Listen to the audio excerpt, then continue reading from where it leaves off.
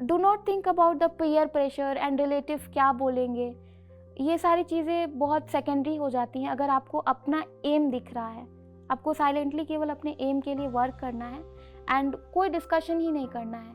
Authentic resources I am following, I am reading a certain topic, I am understanding in a well manner and that is okay. I don't need to grab another person's understanding about a certain topic.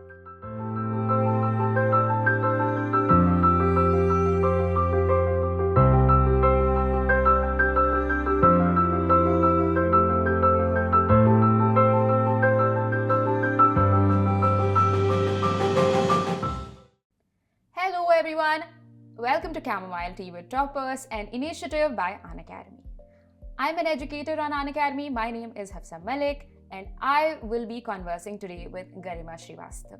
गरिमा श्रीवास्तव ने ये exam clear किया है NTA UGC net और वो topper रही हैं 2020 सितंबर की 99th percentile, 100th percentile, all of these words sound so fancy. So आज हम जानेंगे उनका एक्चुअल एक्सपीरियंस, उनकी एग्ज़ाम स्ट्रैटेजीज, उनकी preparation and all of that. We will also get to know Garima a little bit better. Welcome to the show, Garima. Thank you, ma'am, and hello everyone. All right.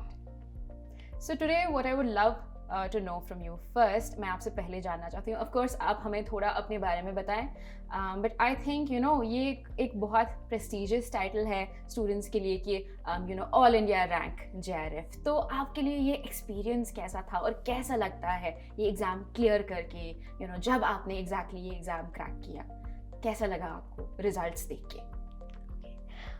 For me that is something like हमने कभी ऐसा सोचा नहीं था that I will crack for JRF. Mentally I know that in my subject I am with good basics, मेरे basics अच्छे हैं, I am rich by content and actually during my childhood I wanted to become a doctor and for some reason I couldn't make it and I like transferred my whole energy. मैंने जो मेरी सारी ऊर्जा थी, specially जो मानसिक ऊर्जा, हमने वो सारी मनोविज्ञान साइकोलॉजी के लिए लगाई because psychology was something which is very much related with biology. So that's why I thought that I need to do something in that subject, and from there it all started for taking psychology. And from the very first day of my life I read psychology with all my passion, and somewhere I know that that I am deserving not for JRF, but I always want that mentally, intellectually, I can say myself that about psychology, I deserve a better place in my subject. But I never thought about the JRF thing because that was something. See, I come from a middle class family, and I cannot just think or strive for 100% or 99%, because that is something like the students, the people जो वैसे विद्यार्थी जो they are with very smooth kind of lifestyle, they are having their table, chair and study room and the surrounding वैसा कुछ. But I never I can say I never got those smooth facility for studying for hours and hours. But whenever I saw any JRF, I just thought that okay, I will go for a NET because that is very important for us to secure our career from the financial point of view, I must say. Because for a middle class family, for students like us, everything is सारी चीज़ें बाद में होती हैं, पहले आपके लिए होता है the financial, the career security. Okay, so I just wanted to be I just wanted that certificate to teach in the college in India. So I just wanted that license, but in order to prepare for this exam, I just thought that I am very much passionate about my subject. So it happened. I don't know, but it happened. And I must say about the JRF thing, again I will repeat this, that I never thought that I would become a JRF, because कभी भी कोई, जैसे हम लोग masters में थे, I was in BHU, and कभी भी कोई JRF कोई वॉक करते हुए निकलते थे एंड हम लोग खड़े होते थे साइड में, एंड अगर वो वॉक करके निकले so we were like oh my god, ऐसे होते हैं JRF, ऐसे चलते हैं. That was my experience about introduction with that JRF status. But that's all about my journey, but it happened, and how it happened I don't know. I think that was my passion about my subject. All right, wonderful. So many important points you've touched. Actually, ये आपका कहना कि देखिए आप privileged class से नहीं हो तो आपके पास वो smooth facilities नहीं थी, and I think it's all the more important for everybody to hear about your journey. ये बहुत important है कि students जाने कि even if they don't have all of the facilities that a student should, or even if they don't have support, it's still possible. Thank you so much Garima. और मैं आपसे बस एक बात आप यहाँ पे स्ट्रेस कीजिए कि जब आपने रिज़ल्ट चेक किया, यू टोल्ड मी ऑल्सो, आपको कैसा लगा, फैमिली को कैसा लगा, बस थोड़े वर्ड्स में ये डिस्क्राइब कर लो हमारे लिए. Yeah, sure. Actually, that day was before the result. I want to share one thing.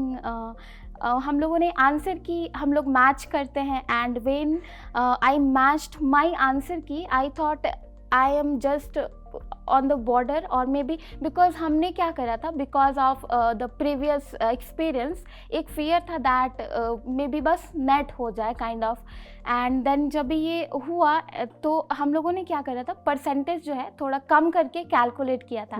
And the actual day when result came out, it was जितना हम लोगों ने कैलकुलेट किया था उससे काफ़ी ज़्यादा परसेंटेज, आई गेस 8 और 9% हम लोगों ने घटा कर कैलकुलेट किया था, because I don't want any planning fallacy kind of thing with my result. So जब ये रिजल्ट आउट हुआ, then I saw that I am one from those 9 students, and I made for JRF. And then that night was very special for me, because my father got a joy of tears after a very long period of time. He could feel that sense of proud, and उनको काफ़ी ज़्यादा वो अच्छा लगा. And about my mother I must से she is not very much like expressive because of her mental illness. I couldn't witness her happiness, but she was okay kind of. But my younger brother who were in my journey, throughout my journey, because as I said, we are not with very smooth lifestyle kind of thing. So वो during my studentship, because हम लोगों की city में masters in psychology के लिए facility नहीं थी, तो हम लोगों ने जब भी मुझे BHU के लिए भेजा जा रहा था, that time my younger brother, I don't want to say him my younger, actually he is my elder brother, and he was throughout there with me. And वो जो expression था of that night, especially he got an accident, I can say, and with that leg he was standing, and वो मिठाइयाँ और सबको वो दे रहा था. मम्मी पापा को हम लोगों ने जगाया एंड बताया दैट इस JRF हो गया है इनका. मेरा that's why that was very emotional moment for my family, basically, because we are just expecting for that license of teaching. But in my exam, during my examination, when I was attending the paper, I was like you can say the vibe. I was getting that vibe that okay, this time I am going to make it, and I am the JRF. I was very clear during my exam, when I was attending the paper. I was very much clear that this time I am going to be on the top. That's why that is very special. That time is very special for my family, for me as well. मैं 4 साल से पढ़ा रहा हूँ. मेरे courses में मैं सिर्फ आपको ये नहीं बताऊंगा कि क्या पढ़ना है और कहाँ से पढ़ना है, बल्कि ये भी बताऊंगा कि कैसे पढ़ना है और एग्ज़ाम को कैसे क्लियर करना है. मैं हर लेसन आपको सामने रख के बनाता हूँ.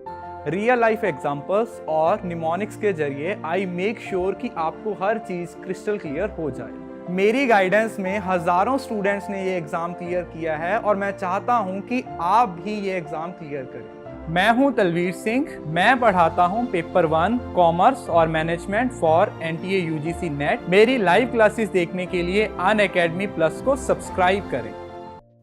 All right. What a beautiful experience that you've shared, to be able to make your parents proud. आपकी family को कितना अच्छा लगा और आपकी family ने as a family celebrate किया. So that is really, really wonderful. All right. So now मैं आपसे ये जानना चाहती हूँ कि क्या आपने और attempts दिए हैं कि आपने 2020 सितंबर में क्लियर किया. इससे पहले क्या आपने कोई अटैम्प्ट दिया है, और अगर दिया है तो इस अटैम्प्ट में और दूसरे अटैम्प्ट्स में जिसमें आपको सक्सेस नहीं मिली, इनमें क्या बड़ी डिफरेंस आपको लगी, प्रेपरेशन वाइज, स्ट्रैटेजी वाइज, आपका एक्चुअल पेपर एक्सपीरियंस जो था, क्या डिफरेंस थी इन सब में?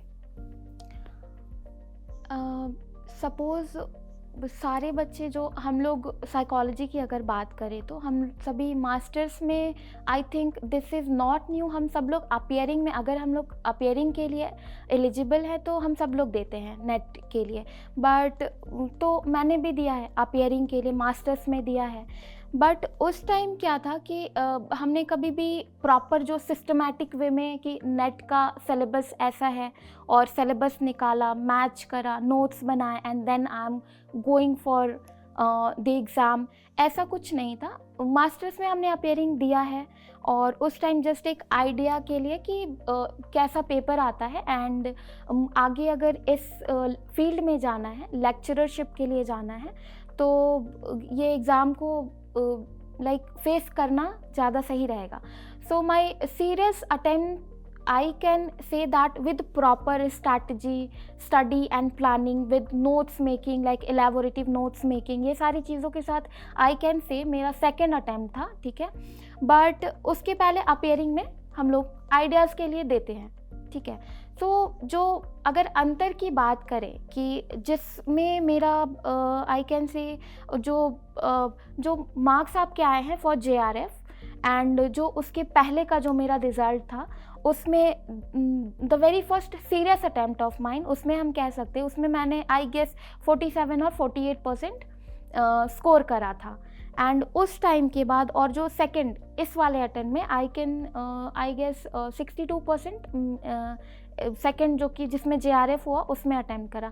सो ये जो अंतर है, जो बीच का जो परसेंट का जो डिफरेंस आया है, I can definitely say that I was very rich by content था मेरे पास। हमने बताया कि पहला मेरा अटैम्प्ट था वो, और उस अटैम्प्ट में मैंने क्या करा था, पूरे सिलेबस को, हर स्टूडेंट ये करता है कि वो पहले NTA वेबसाइट जाता है एंड देन सिलेबस डाउनलोड करता है, डाउनलोड करने के बाद मैच करता है कि कौन कौन से यूनिट्स हैं और कौन कौन से यूनिट्स उसके मास्टर्स में उसने पढ़े हुए हैं, कौन कौन से यूनिट्स नहीं पढ़े हैं। So we all do that. तो मेरा फर्स्ट जो अटैम्प्ट था उसमें हमने ये सारा होमवर्क किया कि ओके नाउ बैठना है एग्ज़ाम के लिए और उसको सिलेबस को कंप्लीट करते हैं जैसे हम लोग सेमेस्टर एग्ज़ाम के लिए करते हैं। और आई कैन से ये 80% जो स्टूडेंट्स होते हैं सबका यही फॉर्मूला होता है दैट हम लोग सिलेबस निकालेंगे और इलाबोरेटिव वे में बिल्कुल पूरा नोट्स मेकिंग करेंगे और उसको पूरा रट्टा मार के या जैसे भी आप कर सकते हैं वैसे आप उसको अंडरस्टैंड करेंगे और फिर एग्ज़ाम के लिए जाएंगे।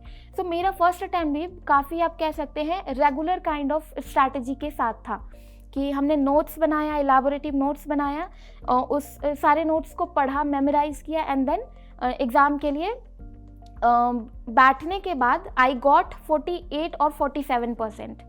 देन आई थॉट कि पूरा यूनिट तो सारा कवर किया है, पेपर 1 भी करा हुआ है, बहुत ज़्यादा नहीं करा है बट बिकॉज़ ये भी काफ़ी नॉर्मल सी बात है कि हम लोग जब भी पढ़ते हैं पेपर सेकंड तो वी जस्ट सी कि पेपर सेकंड में बहुत कंटेंट है, बहुत सिलेबस है, हम लोग पेपर 1 के ऊपर बिल्कुल ध्यान नहीं देते। सो मेरा जो फर्स्ट अटैम्प्ट था that was all about content पूरा था। And one thing I must mention here कि जो हमारा emergence of psychology and emerging areas of psychology ये दोनों नए यूनिट्स ऐड हुए थे एंड हम लोगों को बिल्कुल पता नहीं था कि उस यूनिट के अंदर क्या आने वाला है और कोई कंटेंट भी अवेलेबल नहीं था। सो जिस टाइम मेरा जो पहला सीरियस अटेम्प्ट था उस टाइम सिलेबस चेंज हुआ और उसके बाद उस टाइम हमने क्या करा कि ये 2 यूनिट्स को छोड़ देते हैं, बिकॉज उसका कोई ब्लूप्रिंट भी अवेलेबल नहीं था कि क्या चीज़ें एक्चुअली बुद्धिज़्म है, सूफिज़्म है, तो उसके अंदर क्या चीज़ें हमको पढ़ के जानी है। सो वो जो 2 यूनिट्स, आप 10 में से 2 यूनिट्स आपने बिल्कुल छोड़ दिए। देन केवल जो बाकी के 8 यूनिट्स थे जो कि मैचिंग थे हमारे मास्टर से, उसको हम लोगों ने करा, उसको मैंने करा। एंड देन पेपर 1 के लिए I just give 1 week, I can say 1 और 2 वीक, केवल 10-12 दिन पेपर 1 के लिए दिया। सो आई गॉट 48-47%। एंड देन जो ये नेक्स्ट अटैम्प्ट था मेरा, यहाँ पर एक चीज़ है जो I want to, this is a form of gratitude within myself, कि इस टाइम हमने कुछ मंथ्स के लिए यूट्यूब पर हमने क्लासेस देखे थे about NPC thing, normal probability curve, Vinod sir की क्लासेस चल रही थी, दैट वाज फ्रॉम अनअकैडमी। तो हमें उस टाइम ये लगा कि जैसे मेरा जो फर्स्ट अटैम्प्ट है उसमें जितना मेरा बेस्ट हो सकता था वो मैंने किया, जितना हो सकता था, जितना हार्ड वर्क हो सकता था, जितना एलाबोरेटिव नोट्स हो सकता था, वो सारा कुछ मैंने किया था। बट जो सेकेंड अटैम्प्ट था उसके कुछ महीने पहले ही हमें वो क्लासेस मिली नॉर्मल प्रोबेबिलिटी कर्व की, वो क्लासेस मैंने देखा and then I followed that classes जो यूट्यूब पर चल रही थी अनअकैडमी की। वो क्लास करने के बाद आई फेल्ट कि मेरे पास सारा कंटेंट है, बस वो कंटेंट को क्वेश्चन पेपर के हिसाब से कैसे प्रोजेक्ट करना है। जैसे I am well known about the memory, attention and the other like biological psychology, I know these things, I know the genetic से भी related जो questions आते हैं बहुत deep, कभी कभी बायो में layer wise questions आ जाते हैं। तो जो content मेरे पास बहुत unnecessary था क्योंकि काफ़ी सेल्फ स्टडी बहुत हो चुकी थी। जब भी वो क्लास मिला हमें तो हमें अंदाज़ा लगा दैट यहाँ पर क्या है कि आई नो कि मेरे पास ये कंटेंट है तो प्रोजेक्ट किधर करना है ताकि I can play with all those questions जो एग्ज़ाम में आ रहा है। तो जो मेरा सेकेंड अटेम्प्ट था, I must say and this is my personal experience कि I went through with all those classes and this time I was well known that which information of mine जो मेरे अंदर जो बिल्कुल गैदर्ड है उसमें से कौन से इंफॉर्मेशंस को फेड करना है एंड कौन से इंफॉर्मेशन को पॉलिश करके एग्ज़ाम में यूज़ करना है। So this time I was getting my educator classes, then I got to know Hafsa Malik ma'am classes. So I can say that in classes से मुझे ये पता चला दैट जो स्टैटिस्टिकल पोर्शन है विच इज़ स्टैटिक, हम लोगों के एग्ज़ाम में आप नोटिस करते होंगे कि जैसे आप 100 क्वेश्चंस होते हैं, 80 क्वेश्चंस जो आपके होते हैं वो आपके वैराइटीज़ में से होते हैं। कभी पर्सनालिटी के ऊपर इम्फेसाइज करा है, कभी इंटेलिजेंस के ऊपर इम्फेसाइज करा हुआ है, कभी पर्सनालिटी से एक भी क्वेश्चंस नहीं है। दो इट इज़ मेंशन कि 10 क्वेश्चंस होंगे बट ये डिसबैलेंस होता है।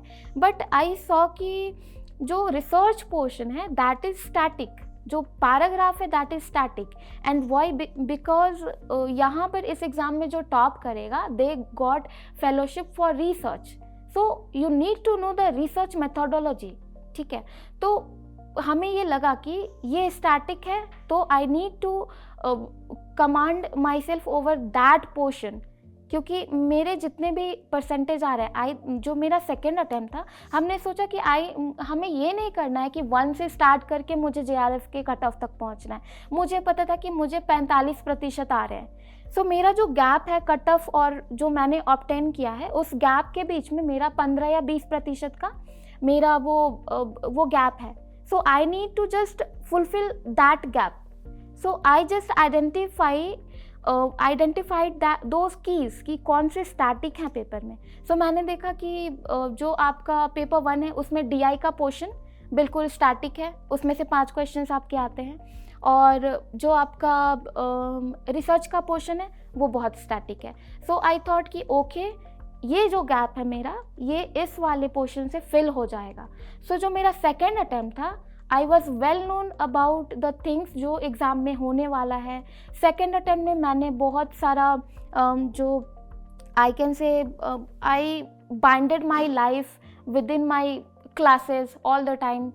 मैंने दो मेरे टीचर्स को फॉलो किया एंड उसके बाद में फिर आई कैन से मेरा जितना भी नॉलेज था वो सारा सही प्लेस पर जाकर, जैसे एक फ्रेम है and I am running with in those classes, and वो जो फ्रेम है उसमें वो शिफ्ट होता जा रहा है one by one. So that's all about. And then I saw कि जो पेपर है जो इससे पहले वाला अटेम्प्ट था, अगर पेपर मैंने निकाल के डाउनलोड करके देखा तो ऐसा लगता था कि ये मेरे सब्जेक्ट का है कि नहीं है, जबकि मैंने होमवर्क किया हुआ है, पूरा नोट्स मेकिंग है, गूगल करके सारी चीज़ें करके बिल्कुल है। बट जब पेपर हम लोग देख रहे हैं, पेपर जब हमने देखा तो ऐसा लगा कि वो पेपर मेरे सब्जेक्ट का है या नहीं है। कुछ क्वेश्चंस अच्छे हैं जो आ रहे हैं, जैसे बायोलॉजिकल में आप एक्स्ट्रा ऑर्डिनरी है, अगर बहुत अच्छे हैं तो आपको वो पेपर आ रहा है, वो क्वेश्चन आ रहा है। बट जो मेरा सेकंड अटेम्प्ट था उसके पहले पेपर का इतना कन्फ्रंटेशन हो गया था, playing with options, you know, mega quiz वगैरह हमने करा, that worked for me, that's why I am mentioning those things here genuinely. So वो सारी जो चीज़ें थी, वो जो ऑप्शंस थे उनके साथ प्ले करना आ गया। दैट्स वाई जब भी सेकेंड अटेम्प्ट में जब भी एग्ज़ाम के लिए हम गए और बैठे, आई सॉ कि हाँ ये सारे जो ऑप्शन से फमिलियर हैं, even though I don't know the question the exact answer, but I was well confident because जो ऑप्शन थे उनसे प्ले करना आ गया था। And that's all about my the differences between the first जो मेरा अटेम्प्ट था एंड द सेकेंड। फर्स्ट वाला बहुत जनरल था, जो बहुत हमारी पॉपुलेशन जो फॉलो करती है, बहुत सारा स्टडी कर लेती है। एंड दिस टाइम ऐसा मुझे लगा दैट ओनली द बहुत सारा नोट्स मेकिंग, प्रिंटिंग जो हम लोग कर लेते, that is not sufficient. We need to know कि मेरा जो नॉलेज है वो एग्ज़ाम के पेपर में उस क्वेश्चन को सॉल्व करने में, ऑप्शन को फिल्टर करने में, कहाँ एलिमिनेट करना है, कहाँ ऑप्शंस अगर 50-50% टाई हो रहा है तो किस इंस्टिंक्ट को फॉलो करना है। तो दैट वॉज जो मेरा सेकेंड अटेम्प्ट था उसमें वो अंदाज़ा लगा दैट ओके ये सारी चीज़ें ऐसे काम करती हैं। And exam is not about only the printing thing, बहुत नोट्स बना के रट्टा मार के एंड सिलेबस कंप्लीट है। तो अगर ऐसा होता तो हमारा कट ऑफ जो है वो फॉर टॉप 1% आपका इतना 65-62 इतना नहीं जाता, आपका फिर 80-90% जाता अगर वैसा होता तो, बट वैसा नहीं था। सो मेरा जो फर्स्ट अटेम्प्ट जो था काफ़ी जनरल था, जो सारे स्टूडेंट फॉलो करते हैं वो था। एंड जो डिफरेंस था मेरी सेकंड जो अटेम्प्ट था उसमें I was well known about the technical thing और कैसे टैकल करना है, जो क्वेश्चन ट्विस्टेड है उनके साथ में कैसे प्ले करना है। So that's why I think कि मेरा जो परसेंटेज है वो काफ़ी, आप कह सकते हैं कि बिल्कुल यहाँ से वहाँ पहुँच गया। तो that's all about my first differences between the first and second attempt. Thank you so much for sharing that with us. आपने बहुत सारी इंपॉर्टेंट बातें की हैं यहाँ पे। I think it was very insightful. You know ये दूसरे स्टूडेंट्स को भी हेल्प कर सकता है कि क्या आप करें क्या नहीं करें, खुद से कितनी प्रिपरेशन करें, एंड फिर you can seek out support के सोर्सेज भी हैं अगर आप चाहें। सो थैंक यू सो मच। अब हम जानना चाहते हैं, तो मैं आपसे पूछूंगी कि आपका एक्चुअल स्टडी शेड्यूल और स्ट्रैटेजी क्या थी। अब हम ब्रेक डाउन करने की कोशिश करेंगे पेपर 1 और पेपर 2 में। सो आप प्लीज़ मुझे बताएं कि आपने स्पेशली पेपर 1 के लिए क्या क्या स्ट्रैटेजीज़ फॉलो की, पेपर 2 के लिए क्या स्ट्रैटेजी आप सजेस्ट करेंगे, और आपका actual day to day schedule कैसा था, और ऑल्सो आपने कितनी देर के लिए प्रिपेयर किया। आपको क्या लगता है कि कितनी देर के लिए प्रिपेयर करना चाहिए इस एग्ज़ाम के लिए? सबसे पहले तो अगर स्टडी शेड्यूल की अगर हम लोग बात करें तो यहाँ पर डिफ़र करता है कि आपके सराउंडिंग कैसे हैं।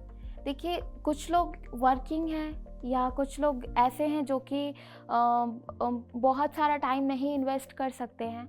अगर बात की जाए मेरे प्रिपरेशन की तो मेरा जो स्टडी का जो शेड्यूल था वो ऐसा था दैट सपोज़ सुबह उठना, घर के कुछ जो काम है वो सारा कुछ निपटाना, एंड बट सुबह उठने के बाद मेरे दिमाग में ये थॉट होता था that I have a target sheet एक मेरी टाइनी डायरी होती थी एंड उसमें मेरा एक रात पहले मैंने स्टार्ट कर दिया था दैट मुझे क्या क्या करने हैं, बिकॉज क्लासेस का पता था कि ये टाइमिंग है, उसके बाद में सेल्फ स्टडी की जो टाइमिंग है, जो पॉलिश करना है, जो ब्रशअप करना है। सो हमने क्या करा था कि जो शेड्यूल में एक रात पहले मेरा वो शीट रेडी रहता था and I used to make boxes for the feeling of self satisfaction by night कि हाँ आज रात जब भी अगर वो डायरी ओपन करके अगर हम बैठ रहे हैं तो उसको अगर हमने टिक करा, सो आई कैन फील, अगर वो सारे बॉक्सेस अगर टिक नहीं हुए तो I don't feel satisfied still. So मेरा स्केड्यूल ऐसा ही था कि सुबह उठना, काम वाम जो भी है ख़त्म करना एंड देन उसके बाद में स्टडीज़ के लिए बिल्कुल बैठ जाना। But that was nothing like very rigid kind of. अगर मेरी इच्छा अगर 5% भी कम हुई कि अगर आज मुझे नहीं पढ़ना है और इफ़ आई एम फीलिंग कि नहीं आज मेरा मन नहीं है, so I never touched my books. अगर मेरा बिकॉज अगर हम अपने कॉपी किताब के साथ अगर हम बैठे हुए हैं तो मेरा इंटेंशन ये होता था कि if I am sitting with those books, जैसे एक होता है कि आप पूजा कर रहे हैं या मेडिटेशन कर रहे हैं, so you are with your 100% self.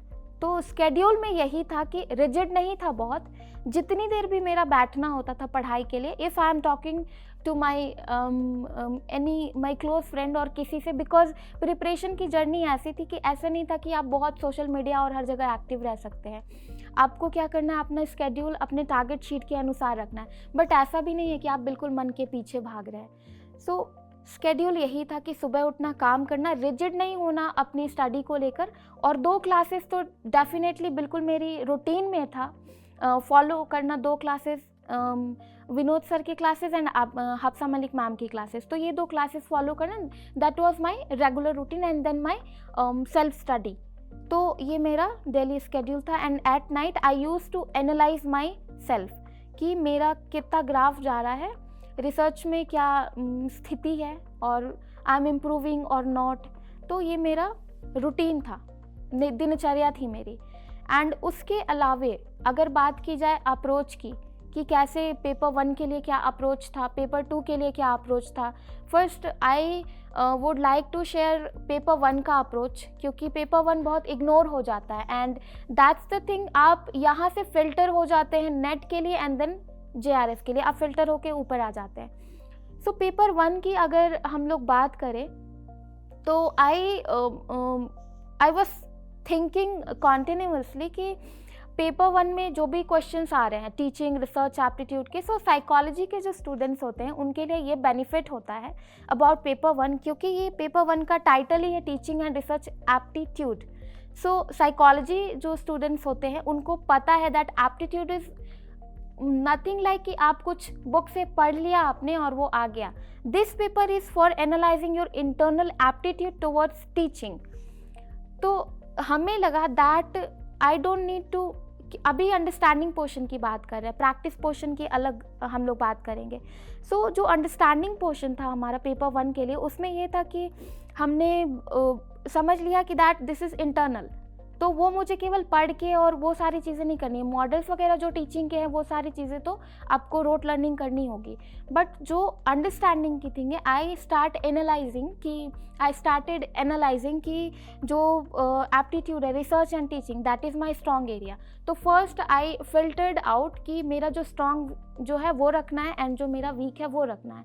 ये बहुत बड़ा इशू होता है UGC JRF एग्ज़ाम में कि मैथ से हम लोगों का बिल्कुल छूट जाता है कनेक्शन। और अगर बात की जाए मेरी, तो I have phobia with numbers. तो यहाँ पर प्रॉब्लम ये थी कि अब क्या करना है अप्रोच में। तो हमने क्या करा, ज़्यादा जोर नहीं दिया, क्योंकि पता था कि पेपर 1 आप कितना भी कोशिश कर लेंगे ना कि आप पूरे साल आप साइमल्टेनियसली आप करना चाह रहे हैं paper 1 and 2, that is not possible. Because ये ह्यूमन टेंडेंसी है कि हम लोग हमेशा स्टार्ट करते हैं तो 2 या 3 महीना पहले ही स्टार्ट करते हैं। सो हमने सोच लिया कि मेरे जो स्ट्रॉन्ग एरियाज़ हैं दैट आर देयर, उनको क्या है पेपर वगैरह से प्रैक्टिस कर लेना है, एंड जो मेरे वीक एरियाज़ हैं उनको मैंने निकाला और वीक एरियाज को समझना स्टार्ट किया. So that was for my understanding portion, paper 1 and paper 1 का जो अंडरस्टैंडिंग पोर्शन था उसके लिए. अब प्रैक्टिस पोर्शन के ऊपर आते हैं. प्रैक्टिस में क्या हमने सोचा कि ओके, पेपर 1 का जो अंडरस्टैंडिंग वो सारी चीज़ें हो गए. प्रैक्टिस में आई नो कि I can not make compound interest वाले सवाल, ये सारी चीज़ें नहीं. बिकॉज देखिए, आप कितना भी बोल लीजिए कि आप को मैथ्स नहीं आता है, प्रैक्टिस कीजिए, डिटरमिन रहिए, बट कुछ लोग होते हैं जिनको एक्चुअली कैलकुलेशन में दिक्कत होती है. सो आपको अगेन आई विल मेंशन कि आपको 100% तो लाना नहीं है. आपको काफ़ी स्ट्रैटेजिक वे में सोचना है कि आप कैसे बस फिल्टर होके मेरिट लिस्ट में टॉप पर आ सकते हैं. आपको 100% के लिए नहीं जाना है. तो यहाँ पर I have done a lots of thing. हमने सोचा कि ठीक है, मेरा मैथ्स तो बिल्कुल गड़बड़ है, I can not do anything with maths. तो हमने जो मैथमेटिकल ऑपरेशन वाला जो यूनिट है, जो कि नया ऐड हुआ है, जिसमें हम लोगों को फ्रैक्शन और जो बेसिक मैथमेटिकल ऑपरेशंस हैं उनको हमने क्या किया, स्किप कर दिया. एंड उसके अलावा जो स्टैटिक वाला जो पोर्शन था, which I identified earlier during paper analysis, उसको हमने क्या करा कि टारगेट कर लिया कि ओके, इसको सीख लेते हैं, DI सीख लेते हैं, तो मैथ्स वाला पोर्शन में मेरे 5 में से जो 4 सवाल है वो बन जाएंगे. तो मैंने क्या करा, प्रैक्टिस पोर्शन में, अंडरस्टैंडिंग पोर्शन में नहीं, प्रैक्टिस पोर्शन में क्या करा कि जो मेरा बाकी के जो यूनिट्स थे उनको और जो DI पोर्शन है उनको इंक्लूड करा. एंड फॉर प्रैक्टिस हमने क्या करा, निकाला कुछ जो सेट्स होते हैं. जैसे 2020 में जब भी से NTA ने को हैंड ओवर हुआ था एग्ज़ाम लेना, तो उस टाइम क्या था, सेट्स आते हैं ईच शिफ्ट के. एक दिन में 2 शिफ्ट है तो आपको उस शिफ्ट के 10-12 सेट्स अवेलेबल हैं. तो प्रैक्टिस के लिए बहुत ज़्यादा कुछ नहीं करा कि बहुत सारे रिसोर्सेज देख रहे हैं, बहुत सारा कुछ कर रहा है, बिकॉज ये एप्टीट्यूड टेस्ट है, आपको बहुत नेचुरल रहना है. तो यहाँ पर हमने क्या करा कि जो सेट्स थे that particular year, I can remember June 2019, sets निकाले एंड देन उन सेट्स को बना डाला. One thing I would like to mention कि अगर आप सेट्स भी बना रहे हैं, अगर आपने 1 साल का भी सेट, 10-20 जो भी सेट्स हैं अवेलेबल, जो भी हैं, वो अगर आप बना रहे हो विथ ज़ीरो कन्फ्यूज़न, तो आपको ऐसा नहीं करना है कि आप 2004 से 2020 तक का कवर कर रहे हैं. अभी वो, क्योंकि एजेंसी चेंज हो चुकी है, तो वो टच नहीं है क्वेश्चंस में, अभी बिल्कुल अलग हो चुका है हमारा. अभी क्या है, ऑप्शन क्वेश्चन बहुत सिंपल आ रहे हैं, जो ऑप्शन है वो काफ़ी ट्रिकी आ रहे हैं, बिल्कुल मिक्सअप ऑप्शंस आ रहे हैं. तो यहाँ हम लोगों को क्या करने की ज़रूरत है, आप किसी भी ईयर का जो सेट्स अवेलेबल हैं, आप उनको बिल्कुल ज़ीरो कन्फ्यूज़न के साथ अगर आप कवर कर लेते हैं, you don't need to go with 2004 से बिल्कुल आगे तक के. And I have qualified this exam, I got that insight कि आपको बहुत ज़्यादा पुराने में जाने की आवश्यकता नहीं है. आपको बस क्या करना है कि आप रिसेंट के जो भी सेट्स आ रहे हैं आप उनको बनाइए, because you get to know कि एजेंसी का इंटरेस्ट किधर है. तो अगर आप उनकी प्लानिंग के अकॉर्डिंग प्लान करके इक्विवेलेंट वे में प्रिपेयर करते रहेंगे, देन आप एग्ज़ाम में बैठेंगे तो आप प्ले करेंगे MCQs के साथ, एंड देन आप टेक्निकली भी बिल्कुल लैस होंगे और आप क्रैक कर सकते हैं. That's all about my paper 1 actually. Alright, that's wonderful. आपने आई थिंक बहुत सारे इंपॉर्टेंट पॉइंट्स टच किए कि देखो, इवन अर्लियर यू सेड कि नोट्स पे ज़्यादा फोकस नहीं करना है, प्रैक्टिस बहुत बहुत ज़रूरी है एग्ज़ाम के लिए. और आपने ये भी कहा कि आपको पुराने बिल्कुल क्वेश्चंस नहीं करने हैं, आपको you should stick to a few years, and that's more than enough, and I couldn't agree more. So now what I would like to know from you is how you dealt with stressors. आपने, क्योंकि preparation में जैसे आप कह रहे थे कि कई रुकावटें आती हैं, कई हर्डल्स होते हैं, तो आपकी प्रेपरेशन, आपकी स्ट्रैटेजी में क्या ऐसे हर्डल्स आए थे? क्योंकि बहुत सारे स्टूडेंट्स यहाँ इस स्टेज पे गिव अप कर देते हैं, जो मुश्किलें होंगी, या नेटवर्क इश्यूज़ में बहुत सुनती हूँ. तो आप क्या कहेंगे कि आपने कैसे डील किया है इन सारी डिफ़िकल्टीज़ के साथ? अगर किया है तो कैसे किया है? I want go with the word determination only, कि आप बी डेडिकेटेड, बी डिटरमाइन, ये सारी चीज़ें आपको कहना बहुत ईजी होता है कि मैंने टॉप कर लिया और आज यहाँ बैठकर मैंने बोल दिया कि बहुत डिटरमाइंड रहो, डेडिकेटेड रहो, हार्ड वर्क करो and you will get it. What about दोस्त जो ये सारी चीज़ें कर रहे हैं और वो फिर भी नहीं कर पा रहे हैं? ये भी तो नोटिस करने की बात है। देखिए अगर बात की जाए हर्डल्स की, तो मेरा पैशन था साइकोलॉजी के लिए already, so nothing can stop me to learn that subject. I was not learning for my exam only, I was learning क्योंकि I don't want any hindrance between जो क्लास रन हो रहा है। So sometimes as far I can remember छत पे बैठ के और with lots of mosquitoes where my co learners. सो आप कह सकते हैं कि जो नेटवर्क इश्यूज थे, देखिए जो भी एक परीक्षार्थी जब एक एग्ज़ाम के लिए प्रिपेयर करता है, बहुत सारे इश्यूज होते हैं। अगर हर्डल्स की बात की जाए तो आपको मेंटल, आपको इमोशनल प्रॉब्लम, या फिर आप बात कर सकते हैं सराउंडिंग की environmental problem, financial as well, and then आप बात कर सकते हैं अभी क्योंकि हम लोग ऑनलाइन लर्निंग प्लेटफॉर्म, ये सारी चीज़ों से, तो यहाँ पर आपको नेटवर्क से जो फ्रस्ट्रेशन वगैरह होता है, तो that is not very much, बहुत ज़्यादा बॉदरिंग नहीं होता है, because that's all about if you are engage in कुछ। अगर आप कोई लेसन देख रहे हैं, आप इंगेज हैं, तो कोई भी नहीं चाहता। अगर आप मूवी भी देख रहे हैं तो आप नहीं चाहते हैं कि वो बीच में रुक जाए। तो ये तो बात हो गई कि आपको बीच में जो भी हर्डल्स आ रहे हैं, तो वहाँ पर आपका विल ही काम करता है। But when I was preparing, I was completely broken emotionally. I was not ready for anything in my life. That time I tackled with all this condition with meditation, exercise.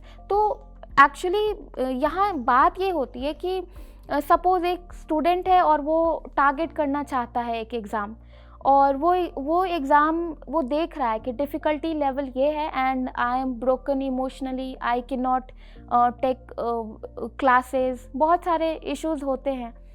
तो यहाँ पर आपको बस एक चीज़ करके रखना है, वो बहुत ज़रूरी है, that is your mental hygiene. Being a psychology student, I must recommend, कोई भी सब्जेक्ट से हो आप, किसी भी डिसिप्लिन से हो आप, अगर आपने मेडिटेशन को अगर करा, ये दिस वर्कड फॉर मी, तो अगर आपने मेडिटेशन फॉलो करा तो वो कहीं ना कहीं आपको मेंटल स्ट्रेंथ देता है। ऐसा नहीं है कि अगर आप इमोशनली बहुत बिल्कुल बर्न आउट हो चुके हैं, बिल्कुल अब नहीं पढ़ना चाहते, कुछ नहीं करना चाहते, तो आप बिल्कुल बैठेंगे और डिटरमिन हो जाएंगे, नहीं। बट अगर कुछ आप मेंटल स्ट्रेंथ के लिए कुछ प्रैक्टिस कर रहे हैं, वो कहीं ना कहीं आपको इनडायरेक्टली इनविजिबल कुछ आपको स्ट्रेंथ वो प्रोवाइड कराता है, सो दैट आप वो कंसंट्रेशन धीरे धीरे गेन करते हैं and you sit for your lessons. That's all about my जो भी डिफ़िकल्टीज़ थी। एंड रही बात आपके फाइनेंशियल जो या फिर इन्वायरमेंटल इश्यूज़ की, तो वो सारी चीज़ें सेकेंडरी हो जाती है। अगर आप चाहते हैं एक्चुअली कुछ करना, अगर आप एक्चुअली खुद को देखना चाहते हैं टॉप पर अपने सब्जेक्ट में, अगर इफ़ लाइक इस एग्ज़ाम में तो दो ही इंटरेस्ट हो सकता है, either your career security with good profession, या फिर आप बहुत अच्छे रिसर्चर बनना चाहते हैं, you want to contribute some prominent outcome. तो यहाँ पर आप दोनों में से एक चूज़ कर लीजिए, बट आप अपने स्ट्रेंथ को उस डायरेक्शन में, बीच में ये जो सारी चीज़ें आ रही हैं, आपको वो इतना क्लियर दिखना चाहिए कि उस लाइट के पीछे बस आप भाग रहे हैं, और आपको बीच में ये जो भी हिंड्रेंस है वो सारे सेकेंडरी हो जाएं आपके लिए। So you need to gain that, वो जब एथलीट जैसे जो भागता है ना, वो आपके अंदर वो विल होना चाहिए। That's the main thing.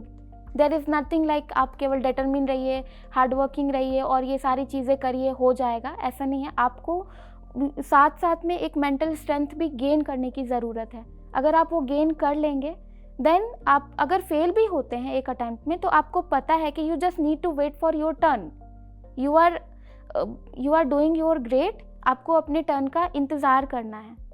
That's all about.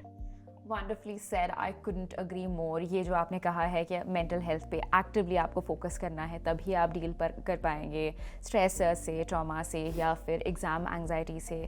Couldn't agree more, definitely. It's been wonderful to talk to you, Garima, so far.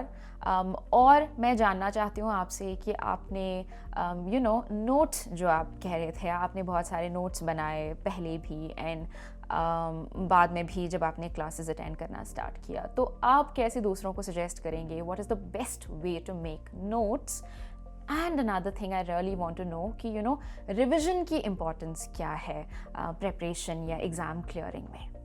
Notes making की अगर बात की जाए तो हम लोग रेफ़र करते हैं सबसे पहले तो पेपर सेकंड के लिए नोट्स मेकिंग। तो वहाँ आपको, अगर आप मास्टर्स में हैं, ठीक है, या फिर आप मास्टर्स पास आउट हैं, दोनों के लिए नोट्स मेकिंग में आपको एक प्रॉपर बेसिक नोट्स चाहिए आपके अपने, जो कि आपकी जो थ्योरी बिल्डिंग ब्लॉक्स हैं, जो आपकी अंडरस्टैंडिंग है अबाउट दैट पर्टिकुलर सब्जेक्ट। तो एक आपका बेसिक नोट्स होना चाहिए विद गुड डिटेल। आपको ये नहीं देखना है कि एनटीए कहाँ फोकस कर रहा है, कहाँ नहीं कर रहा है। You need to, in general आपको नोट्स, अगर मेमोरी है, अगर इंटेलिजेंस है, कोई भी आप एक टॉपिक उठा लें, आपको नोट्स मेकिंग जनरल वे में अच्छे से करना है, जैसे सब जनरल हम लोग करते हैं। बट जो सेकेंड फेज़ होता है नोट्स मेकिंग का, वहाँ आपको दो चीज़ बहुत ज़रूरी है इंक्लूड करना। The first thing I would suggest is previous year question papers analysis. Do analyze previous year papers. आप उनको, उनके ऑप्शंस जो हैं आप उनको क्लियर कीजिए, बिकॉज जो जनरल हमारा नोट्स है उसमें वो अवेलेबल नहीं है। उसमें से केवल हमारी अंडरस्टैंडिंग हम निकालेंगे, और जो क्वेश्चन एलिमिनेट करना है, जो ऑप्शंस, वो हम लोग यहाँ से निकालेंगे, हमारे पॉइंटर्स से निकालेंगे। सो सेकेंड फेज़ जो आपका नोट्स मेकिंग का है, उसमें आपको क्या करना है, जो आप MCQs अटेंड करते हैं, जहाँ आपने गलत किया, जैसे कि किसी, जैसे टाइप 1 टाइप 2 एरर में हमेशा गलती होती थी हमसे, हमने क्या करा, लिख दिया दैट इस वजह से, वो थॉट मैंने लिख दिया कि इस वजह से गलत हो रहा है ये, इस क्वेश्चन को इस तरीके से। तो जहाँ पॉइंटर्स आपको मेक करना है, do not information but do not your understanding also, जो डाउट जो क्रिएट हुआ, क्योंकि इन्फॉर्मेशन तो हम लोग PDF में पढ़ रहे हैं, आप नोट्स जो आपने बनाया है उसमें आप पढ़ रहे हैं, बट आपका जो अंडरस्टैंडिंग है, जो डाउट्स है, जो कि एग्ज़ाम में आपको भी पता है कि हम लोग कितना भी स्ट्रैटेजी मेकिंग कर ले, जब पेपर आता है, जब क्वेश्चंस आते हैं, इतने ज़्यादा बिल्कुल बराबर के ऑप्शंस होते हैं कि फ़िल्टर करना मुश्किल होता है। यहाँ पर आपको बहुत इंडिविजुअल, एक स्पेसिफिक तरीके से आपको लिखना होगा कि ये इस वजह से गलती हो रही है यहाँ पर। तो आपका दूसरा जो नोट्स होता है, वो आपका, चाहे वो पेपर 1 हो या पेपर 2 हो, दोनों में ही आप अपनी अंडरस्टैंडिंग को नोट कीजिए। इन्फॉर्मेशन आपके पास है, अंडरस्टैंडिंग नोट कीजिए, और उस ऑप्शन का इंट्रो वगैरह जो भी है वो नोट कीजिए। तो पॉइंटर्स बनाइए, यहाँ आपको पैराग्राफ्स नहीं लिखने हैं। Second phase of notes making में पॉइंटर्स बनाइए, and then just that. Personality theories है, ऑलपोर्ट लिखा, उनके जो भी हाईलाइटेड चीज़ें हैं उनको आपने लिख दिया, दैट्स इट। तो आपको नोट्स मेकिंग इस तरीके से करना है। आपको पूरे साल ये नहीं करना है कि you are doing just elaborative detailed notes, क्योंकि अगर आप वो करेंगे तो जिन नोट्स के बेस पर आपको एलिमिनेट करना है अपने ऑप्शंस को, आप वो नोट्स की तरफ से कमज़ोर हो जाएंगे, फिर आप उधर एलिमिनेट नहीं कर पाएंगे, वो ऑप्शंस नहीं मिलेंगे आपको अपने नोट्स में जो आप पढ़ के बैठ रहे हैं एग्ज़ाम के लिए। सो आपको अपने इंटायर प्रिपरेशन पीरियड को 2 फेज़ में डिवाइड करना चाहिए। पहला जो फेज़ है आपका, वो डिटेल्ड नोट्स, जो आप एक ऑथेंटिक रिसोर्स पकड़ लीजिए, आप वहाँ से कीजिए। एंड देन जो दूसरा है आपका, वो आप पॉइंटर्स, जहाँ डायग्राम है, जितना भी आप क्रिएटिव हो सकते हैं, अपनी डाउट्स और अंडरस्टैंडिंग को with day to day life examples आप रिलेट करके और लिखिए। That's all about notes making. तो हम रिविजन की इम्पोर्टेंस की बात करेंगे। It's wonderful how you said कि आपने एक्चुअली नोट्स कि आप इन 2 फेजेस आप कर लो नोट्स। ये कॉमन क्वेश्चन आता है स्टूडेंट से, you can just respond with yes और नो, क्या हम दूसरों के नोट्स लेके कर सकते हैं? आई वुड सजेस्ट, अगर मेरी राय मानी जाए तो that is not possible, because exam is not about आपने पढ़ लिया, रोट लर्निंग कर लिया और दे दिया, क्योंकि कुछ चीज़ें जो हैं, कुछ understanding, that insight about that particular topic आपको नोट्स मेकिंग के दौरान ही बनता है।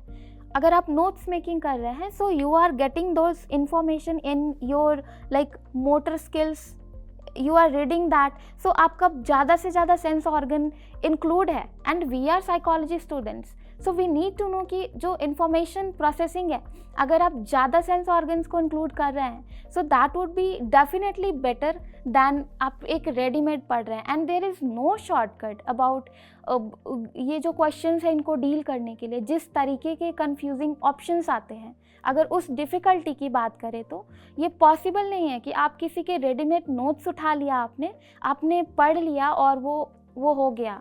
मेरी बुद्धिमत्ता की जो क्षमता है उसके अनुसार I would suggest a big no.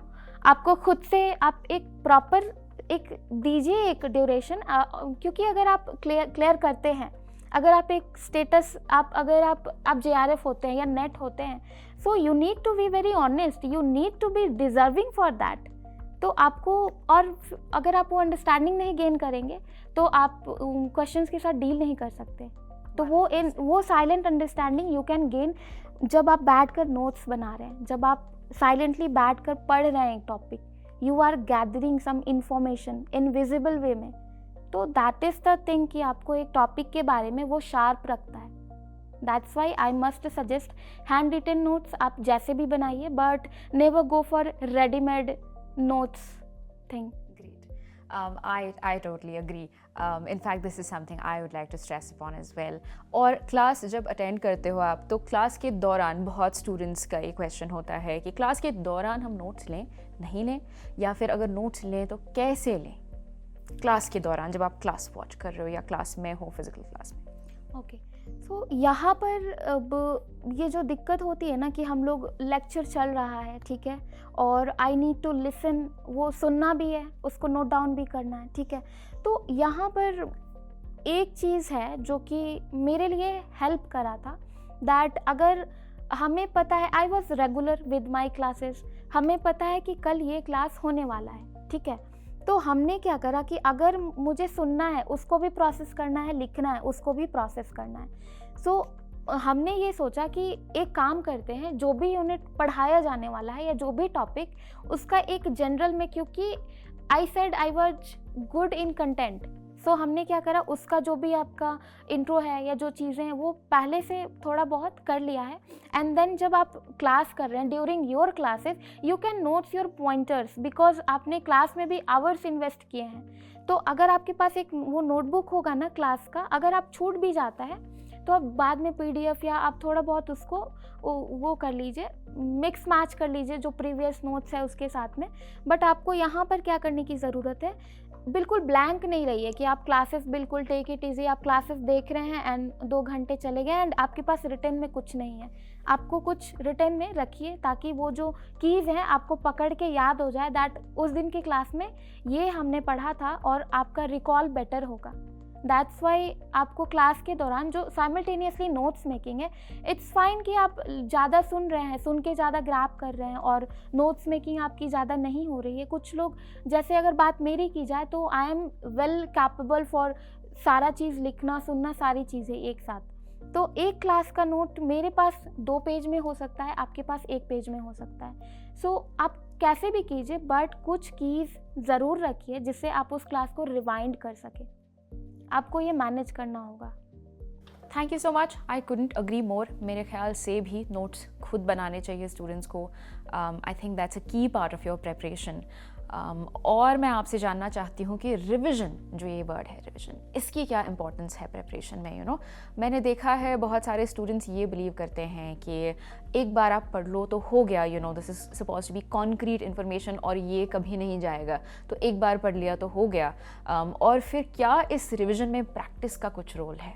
देखिए, अगर रिवीजन की बात की जाए तो आपको हमेशा आपके हर स्टेप में ये सोचने की ज़रूरत है कि आप एग्ज़ाम के ही सराउंडिंग में हैं और उस क्वेश्चन को देख रहे हैं, आप क्या एबल होंगे without returning to that topic with dealing with those options. जिस हिसाब से ऑप्शंस ड्रॉ मैच करते हैं आपस में, आप बिल्कुल विदाउट रिवीजन आप नहीं कर सकते डील उन क्वेश्चंस को. अब बात करते हैं कि प्रॉपर रिवीजन कैसे मोटिवेटेड रहना है रिवीजन करने के लिए. हर स्टूडेंट में ये टेंडेंसी होती है कि हम लोग सोचते हैं कि नोट्स होता जा रहा है, एक बन गया रख दिया, दूसरा रख दिया, नोट्स हो रहा है मतलब काम हो रहा है. But you need to divide your entire preparation duration very scientifically. आपने नोट्स मेकिंग 2 फेज में करा, ठीक है. आपको रिवीजन इज़ क्या रिवीजन मतलब क्या, पुनरावृत्ति. आपको वापस आना है. तो अगर आप नोट्स बना रहे हैं, सपोज़ आपने फर्स्ट डे आपने समथिंग, अगर आपने सोशल का कोई नोट्स बनाया, सपोज़ आपने सोशल कॉन्फ्लिक्ट थियरी आपने लिख दिया है. अब आप जब भी नोट्स के लास्ट पेज पर पहुंचते हैं तो जो सोशल कॉन्फ्लिक्ट थियरी है वो आपके लिए आपके पीडीएफ में एक रिटन टेक्स्ट जैसा ही हो गया है. अभी आपकी, क्योंकि जो भी कीज़ है हम लोग सभी जानते हैं कि मेमोरी ट्रेसेस जो होते हैं, जो इनग्राम्स होते हैं, वो कब बिल्डअप होते हैं. वो तब होते हैं जब भी आप उनको बार बार स्टिमुलेट करते हैं about that topic. So this is very beneficial for us, for a psychology student to know about all these things, and वो motivated रह सकते हैं for a revision कि मुझे क्या करना है, मुझे रिवीजन नहीं करना है, मुझे जो मेरे इनग्राम्स हैं उनको स्ट्रॉन्ग करना है. सो आप उसको कैसे स्ट्रॉन्ग कर सकते हैं. दिस इज़ नॉट इम्पॉर्टेंट कि आप रेगुलर उनको बैठ कर और उनको रीड कर रहे हैं line by line, because that is simply not possible. हमारी लाइफ का हिस्सा नहीं होता है revision, to be very practical. But आप उसको क्या कर सकते हैं, सपोज़ रात में आप जब भी अपना टारगेट शीट टिक कर रहे हैं, आपने क्या करा, जस्ट वो नोटबुक निकाला एंड आप बस गो थ्रू हो रहे हैं उन पेजेस से, जस्ट विजुअल. क्योंकि एग्ज़ाम में भी आप अंडरस्टैंडिंग यूज़ करते हैं, आप बोल के तो नहीं करते कुछ. तो जो विजुअल आपको स्टिमुलेशन मिल रहा है वो एक्चुअली इनग्राम को आपके स्ट्रॉन्ग कर रहा है. And that helped you a lot during your exam. Even if you don't know कि कहाँ से ये आपके इंसाइट्स आ रहे हैं, बट वो चीज़ें हो जाती हैं. So I would emphasize over those in like जो इनविजिबल चीज़ें हैं जो एक सफल परीक्षार्थी यूज़ कर सकता है in comparison to that regular strategies. तो अगर आप इधर से इस तरीके से काम करेंगे ना, एक सिरे से काम करेंगे, you can definitely filter your self with that population. जो पॉपुलेशन है 99 की, आप उससे टॉप 1 में आप खुद को फिल्टर कर सकते हैं थ्रू दीज टेक्निक्स. तो आपको यहाँ रिवीजन के लिए ऐसे मोटिवेटेड रहना है and there is no other option. आपको खुद को स्टिमुलेट करना है बाय आप 3D वीडियोस की अगर बात करें, आप उससे खुद को रिवीजन आप करिए एक टॉपिक के बारे में, या फिर आप अपने जो पॉइंटर्स हैं उनको ओपन करके बैठिए, उनको देख लीजिए, वो रिवीजन आप कर सकते हैं. बट सपोज़ अगर बात की जाए टीचिंग एप्टीट्यूड की, तो यहाँ आपको बहुत रिवीजन की ज़रूरत नहीं है, यहाँ आपको एप्टीट्यूड डेवलप करने की ज़रूरत है. तो आपको बस कहीं आपको एरियाज़ को देख लेना है कि अगर MMPI स्केल है, you need to be very ready rote learning के साथ कि हाइपोकॉन्ड्रियासिस है तो उसमें कितने आपके आइटम्स हैं, डिप्रेशन है तो कितने आइटम्स हैं. तो आपको वहाँ जो रोट लर्निंग वाली चीज़ें हैं आप उनको छांट लीजिए, आपको वो रेगुलर नहीं करना है. Do that before your exam, a month before your exam. But जो कॉन्सेप्चुअल चीज़ें हैं उनको आप थ्रू विजुअल स्टिमुलेशन वगैरह से आप रिवीजन करते रहिए. Like try varieties of revision, आप वैरायटी ट्राई कीजिए. ऐसा नहीं कि आपने नोट्स बनाया है वो बस आप देख रहे हैं, वैरायटी ट्राई कीजिए. And in order to revision a topic I must suggest be a doubt solver. अगर पॉसिबल है आपके को लर्नर्स है या कोई भी, आप डाउट जो सॉल्व करते हैं ना, आपकी कवरेज बढ़ती है, उससे भी आपका रिवीजन हो जाता है. आप उसको लिखते हैं वापस, उससे भी रिवीजन बढ़ जाता है. So if you are preparing, if your target is JRF, if your target is NET, so I would recommend कि आपकी जो सारी एक्टिविटी है कॉन्ट्रीब्यूटिंग फॉर दैट आउटकम. तो अगर आप उन एक्टिविटीज़ को थोड़ा थोड़ा करके भी करेंगे तो साइंटिफिकली आप मैनेज्ड होंगे अपनी प्रिपरेशन के साथ, and then you will definitely get your outcome. Thank you so much for sharing. तो आपने बताया कि अभी रिविज़न बहुत ज़्यादा इम्पॉर्टेंट है. Actually like I would agree as well कि रिविज़न के बगैर एग्ज़ाम क्लियर करना बिल्कुल पॉसिबल नहीं है. तो मैं आपसे ये भी जानना चाहती हूँ कि आपने प्रैक्टिस करना, ये PYQs MCQs सॉल्व करना, ये कब से स्टार्ट किया और इसकी क्या इम्पोर्टेंस, इसकी क्या अहमियत है एक स्टूडेंट की प्रेपरेशन में कम्पिटिटिव एग्ज़ाम्स में? That is very much important because आपका जो भी रिवीजन है, जो भी क्रूड अंडरस्टैंडिंग है, दैट इज़ वो आपकी किस हिसाब से इस्तेमाल होगी, वो आपके जो PYQs आप करेंगे, जो प्रैक्टिस करेंगे उसके हिसाब से होगी। देखिए रिवीजन क्यों है, नोट्स मेकिंग क्यों है, क्योंकि अगर एक डेफिनेशन आता है तो आपको ये पता है दैट अटेंशन, और अटेंशन की डेफिनेशन ये है, ठीक है। आपका जो नोट्स मेकिंग सेक्शन में आपने ये कर लिया, PYQ सेक्शन में आप ये करते हैं कि अटेंशन की जो डेफिनेशन है उसमें से थोड़ा और आगे बढ़ के कैरेक्टरिस्टिक्स, तो आपका जो बेसिक नेचर है वो आप अपने नोट्स से कर रहे हैं, बट उसके बाद जो एग्ज़ाम ओरिएंटेड चीज़ें हैं, जो यूज़फुल पॉइंट्स हैं, अभी यहाँ मुझे डेफिनेशन बस पता है अटेंशन की, but I don't know the characteristics, तो वो चीज़ की आपको कैरेक्टरिस्टिक्स भी करने हैं, एक स्टेप और आगे आपका उस जो बेसिक नेचर की जो अंडरस्टैंडिंग है उसको और एक स्टेप आगे बढ़ा देता है आपका PYQ। So PYQ practice is very important. अगर बात की जाए मेरी प्रिपरेशन की, तो हमने PYQ की प्रैक्टिस स्टार्ट कर दी थी, I guess because I need to analyse those PYQs as well with zero confusion, because the level of confusion जो एग्जामिनेशन सराउंडिंग में क्रिएट होता है, दैट इज़ वो ऐसा होता है कि आपके पूरे सालों की मेहनत वो 2-1 मिनट में बिल्कुल छू हो जाती है। आप बिल्कुल पेपर देखने के बाद बिल्कुल हिम्मत छोड़ देते हैं कि पूरे साल क्या पढ़ा था यार, इसमें से कुछ नहीं आया है। So this time I was कि जो ऑप्शंस है कम से कम वो वैसे हो कि मैंने देखे हैं ऑप्शंस, तो इसके लिए आपको PYQs बहुत ज़रूरी है। आई गेस 3 महीने पहले हमने PYQs के लिए ये कर लिया था कि एनालाइज करना है, केवल सॉल्व नहीं करना है, एनालाइज करना है ईच क्वेश्चन। तो 3 महीने पहले हमने स्टार्ट करा PYQ के लिए। एंड अगर MCQs की बात की जाए, go for standard resources like आप GRE बुक्स या जो भी स्टैंडर्ड जो पब्लिकेशंस होते हैं, आप वो बुक्स के जो MCQs है वो उठाइए। आप बिल्कुल बहुत सारे क्लैशेस ऑफ रिसोर्सेज मत कीजिए कि आप किसी भी गूगल से या कोई भी क्विज़ आप फॉलो कर रहे हैं, बिकॉज वो लीड करेगा एक रॉन्ग अंडरस्टैंडिंग को। तो आपको एक ऑथेंटिक और एक बहुत स्टैंडर्ड रिसोर्स को यूज़ करने की ज़रूरत है, क्योंकि एजेंसी जो है आपको जो क्वेश्चन फ्रेम करती है, definitely they use to follow the standard sources for question making, तो आपको उनके लेवल पे सोचना है। One thing I need to mention कि जब भी हम लोग एस्पिरेंट्स होते हैं, जब भी हम लोग प्रिपेयर करते हैं किसी एग्ज़ाम के लिए, we just lack for an honest experience, because from my time there was no one कि वो बोले कि Garima never miss your PYQs। कोई भी अगर I don't know why there is very much lack of honesty about own experience about clearing any exam। तो यहाँ बहुत दिक्कत आती है कि आपको एक ऑनेस्ट एक सीनियर या जिन्होंने क्रैक किया है एग्ज़ाम, वो ऑनेस्ट एक उनका एक्सपीरियंस नहीं मिलता है, उनके कीज़ नहीं मिलते हैं, because I don't know, this is human tendency may be, but I would suggest everyone कि अगर आप हिंदी इंग्लिश के मोड के कन्फ्यूज़न में हैं कि मेरा मोड हिंदी है और एग्ज़ाम इंग्लिश में आता है, या मेरा मोड हिंदी है सारी चीज़ें इंग्लिश में है साइकोलॉजी में, do not feel bothered about that thing, because मेरा जो पूरा ग्रेजुएशन था वो हिंदी में था, हिंदी मोड था मेरा साइकोलॉजी में, मैंने पूरा हिंदी में करा है। उसके अलावा अगर बात की जाए जब भी मास्टर्स के दौरान, ड्यूरिंग माय मास्टर्स, अगर आप ग्रेजुएशन में हैं, अगर आप अपियरिंग में भी हैं, मास्टर्स में हैं, डू ट्राई, आप ट्राई करना शुरू कर दीजिए द इंग्लिश मोड। ये बहुत डिफ़िकल्ट नहीं है, इवन हिंदी से बहुत इजी है। And I would motivate every aspirant जो भी बैठने वाले एग्ज़ाम में, try opting the English mode, because हमारी एजेंसी इंग्लिश मोड के जो स्टैंडर्ड रिसोर्सेज होते हैं वही फॉलो करती है।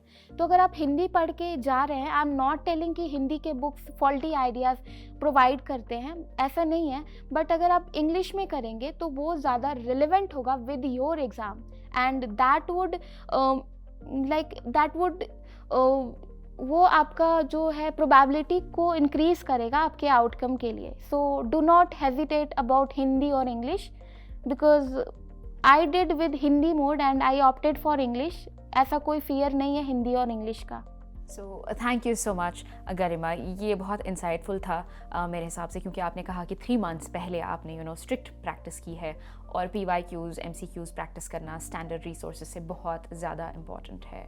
अब हमने प्रेपरेशन के बारे में बहुत बात कर ली है। आई थिंक बहुत स्टूडेंट्स ये जानना चाहते हैं, मैं भी जानना चाहती हूँ आपसे, कि जो कमेंट्स आते हैं दूसरे लोगों के, पीयर प्रेशर होता है, ऐसा होता है कि देखो मेरे फ्रेंड ने क्लियर कर लिया, मैंने नहीं किया इस बार, या फिर सोसाइटी क्या कहती है, कि आपके रिलेटिव्स कहते हैं देखो क्या सब्जेक्ट चूज़ कर लिया, तुम्हारा क्या फ्यूचर होगा। एंड ये सारे क्वेश्चंस अगर होते हैं, बहुत सारे स्टूडेंट्स ऐसा फील करते हैं, एक्सपीरियंस करते हैं। तो अगर आपने ये एक्सपीरियंस किया है, आपने कैसे डील किया इसके साथ? एक्चुअली बात साइकोलॉजी की जाए तो अभी भी हमारे यहाँ अगर इंडिया में बात की जाए तो बहुत ज़्यादा आई डोंट नो, अभी इस एरा में तो है कि बहुत हम लोग नेट कर रहे हैं, JRF कर रहे हैं, लेक्चररशिप के लिए जा रहे हैं, रिसर्च के लिए जा रहे हैं। But when I took psychology that time किसी ने भी ऐसा था मेरे लिए कि मेरे शहर में तो मास्टर्स है ही नहीं साइकोलॉजी। तो हम लोगों के लिए क्या होता है आर्ट्स में या फिर एक मिडिल क्लास फैमिली में जनरली आपको, या स्पेशली गर्ल चाइल्ड को, ऐसा नहीं कि आपको इन्वेस्ट करने के लिए आपके ऊपर आपको हॉस्टल भेज दिया गया। दैट वाज कि मेरा पैशन था साइकोलॉजी में, and they were simply helpless कि अब मास्टर्स करना है और अपने सिटी में नहीं है, सो कैसे होगा। That's why, and luckily I qualified for BHU also. तो वहाँ पर लाइक ये प्रेशर तो होता ही है, और अभी भी बात की जाए तो अभी भी दिक्कत है साइकोलॉजी के लिए। But all you need to know कि अगर आपको पता है that you truly love this subject, go for it. यहाँ बहुत सारी अपॉर्चुनिटी है, आप बिल्कुल जा सकते हैं। और बात की जाए अगर पीयर प्रेशर की, तो यहाँ पर हमेशा आई टोल्ड कि we lack in the field of kindness, honesty, sensitivity. हम लोग सब लोग ये पढ़ते हैं, but we don't want to understand the status of your situation, कि मैंने तो ये कर लिया, वो कर लिया, मैंने इतने परसेंटेज करा, and that person who is standing in front of you feeling dull कि नहीं किया, but you are not relating the surrounding, the situation of that person. तो यहाँ पर बात यह है कि जो पीयर प्रेशर आपको हो रहा है, just think about your own condition and think कि आप जो कर रहे हो अपनी सराउंडिंग में, जो आप कर रहे हो आप बहुत बेटर कर रहे हो। अगर वो होते इस सराउंडिंग में, अगर कंपेयर करना भी है तो आप सारे फैक्टर्स को लेकर कंपेयर कीजिए। आप एक तरफा कंपेयर करके बिल्कुल डल या इन्फीरियर फील करने की ज़रूरत ही नहीं है। एग्ज़ाम में क्या होता है, हम लोग प्रिपेयर कर लेते हैं, फिर सोचते हैं कि ये इसने इस टॉपिक में बहुत ज़्यादा कर लिया है, क्विज़ में उसका रैंक अच्छा आ रहा है, मेरा ख़राब आ रहा है। तो ये जो पीयर प्रेशर होता है, दिस इज़ नथिंग। अगर आपको अपना रास्ता दिख रहा है, आप टेक्निकली आप बिल्कुल बिल्डअप आपने कर लिया है अपना ब्रेन, तो बहुत आपको साइलेंट रहना है, and you need to crack your target only. You just don't need to justify anything to anyone. आपके जो भी आपके फ्रेंड्स हैं या कोई भी हैं, अगर एंड वन सजेशन, अगर आप अपनी प्रिपरेशन जर्नी में आप कुछ भी करिए जिससे आपका आउटकम आए, ज़ीरो अगर आप मैनेज नहीं कर सकते अपनी सोशल पर्सनल सारी लाइफ, ज़ीरो कर सकते हैं आप, क्योंकि आप स्विच कर सकते हैं वापस। बट अगर ये जो टाइम चला गया आपकी करियर सिक्योरिटी ये क्रिएट करने की, आप वो क्रिएट नहीं कर सकते वापस। सो do not think about the peer pressure and relative क्या बोलेंगे, ये सारी चीज़ें बहुत सेकेंडरी हो जाती हैं। अगर आपको अपना एम दिख रहा है, आपको साइलेंटली केवल अपने एम के लिए वर्क करना है, एंड कोई डिस्कशन ही नहीं करना है। Authentic resources I am following, I am reading a certain topic, I am understanding in a well manner, and that is okay. I don't need to grab another person's understanding about a certain topic.